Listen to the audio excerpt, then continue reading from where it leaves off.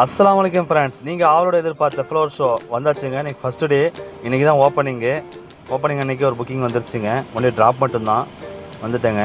இதுதான் என்ட்ரன்ஸு. 49வது கோடை விழா தொடக்கமாயிடுச்சு ஏற்காட்டில். காலையில் ஒரு 8 மணிங்கிறதுனால ஒன்றும் டிராஃபிக் இல்லைங்க. ஆனால் போலீஸ் ரொம்ப நிறையா இருந்தாங்க. இங்கே வர சுற்றுலா பயணிகளோட போலீஸ் தான் ரொம்ப அதிகம். முன்னாடி பார்த்திங்கன்னா பந்தெல்லாம் போட்டு அசதிட்டாங்க. விஜயான பேனர்லாம் வச்சு ரொம்ப சூப்பராக இருந்துச்சு. எனக்கு என்னமோ கட்சி மீட்டிங் மாதிரி தெரியல, ரசிகர் மன்றம் கூட்டம் மாதிரியும் இருந்துச்சு. பேனர்லாம் ரொம்ப நல்லா இருந்துச்சு. பார்த்தாச்சு. ஏற்காடு வாழவந்தியிலேருந்து வாழப்பாடி வரைக்கும் நம்மளை ரொம்ப வற்புறுத்தி கூப்பிட்டாங்க. சரி, கோடை விலைக்கு வந்து தான் ஆகணும் அப்படின்ட்டு வந்தாச்சுங்க ஃப்ரெண்ட்ஸ். வண்டியை பார்க்கிங் போட்டு பக்கத்தில் இருந்த கடையில் டக்குன்னு ஒரு டிஃபனை முடிச்சிட்டேன். பாருங்கள், சேலம் மினிஸ்டரும் இருக்கார் அதில், பார்த்திபன்.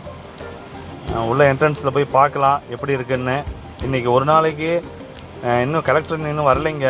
வந்தப்பறம் தான் தெரியும். பாருங்கள், வாழப்பாடி ராஜா சவுண்ட் சிஸ்டம் தான் இங்கே சவுண்ட் ரெக்கார்டிங்கு ப்ரோக்ராம்லாம் பண்ணியிருக்காரு. வாழப்பாடி எங்கே இருந்தாலுங்க பேர் வாங்கும், அந்த மாதிரி ஊர்.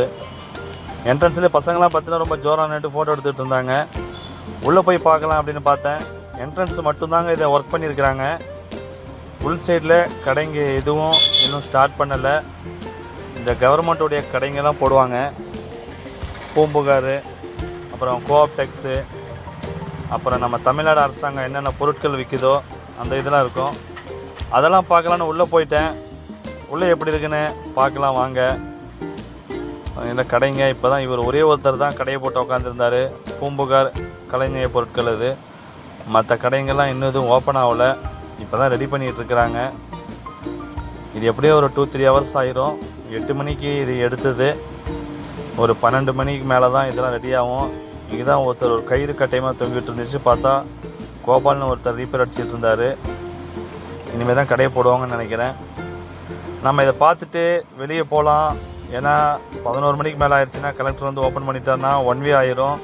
நம்ம குப்பனூர் சுற்றிட்டு அயோத்தியாப்பட்டினம் வழியாக தான் சேலம் போக முடியும்னு சொல்லி கஸ்டமர்கிட்ட நான் ஏற்கனவே இன்ஃபார்ம் பண்ணிட்டேன். அதனால் கஸ்டமர் ரெடியாக இருந்தாங்க.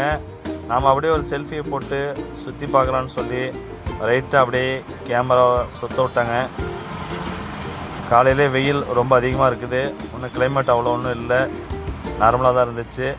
இந்த லேக்கு பக்கத்தில் இருக்கிற போட் ஹவுஸ் பக்கத்தில் ஒரு ஆர்ச் மாதிரி வச்சுருந்தாங்க. அதில் நின்று எல்லாம் ஃபோட்டோஸ் எடுத்துகிட்டு இருந்தாங்க. ஏன்னா பின்னாடி பார்த்தா லேக்கில் போட் போகிறதெல்லாம் தெரியும்.